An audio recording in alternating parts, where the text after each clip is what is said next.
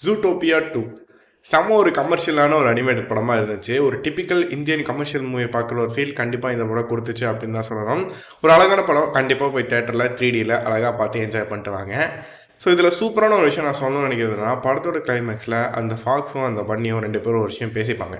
அது பார்க்கும்போது ரொம்ப அழகாக இருக்கும். அந்த ஒரு கான்செப்ட் எந்த மாதிரி இருக்கும் அப்படின்னா, ஒரு பையன் இருக்கான், அவன் வந்து எல்லாராலையும் ஒதுக்கப்படுறான். ஸோ அவன் லைஃப்பில் நிறைய அடிபட்டு தனியாகவே சுற்றிட்டு இருக்கான். ஸோ அந்த சைடு பார்த்தீங்கன்னா ஒரு பொண்ணு இருக்கா. ஸோ அவளோட கனவை பர்சியூ பண்ண முடியாமல் நிறையா வந்து அடி வாங்குறா, நிறைய நேரத்தில் ஒடுக்கப்படுறான்.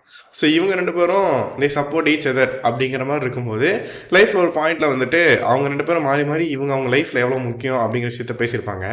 ஸோ அதை பார்க்கும்போது எல்லாரோட லைஃப்லையும் அந்த மாதிரி ஒரு பர்சன் இருப்பாங்க. அவங்கக்கிட்ட நம்ம ஒரு கான்வர்சேஷன் வச்சுருந்தோம்னா அது எந்த அளவுக்கு அழகாக இருக்குன்றதை அழகாக காட்டியிருப்பாங்க. ஸோ அந்த பர்டிகுலர் சீன் எனக்கு அந்த படத்தில் ரொம்ப பிடிச்சிருந்துது.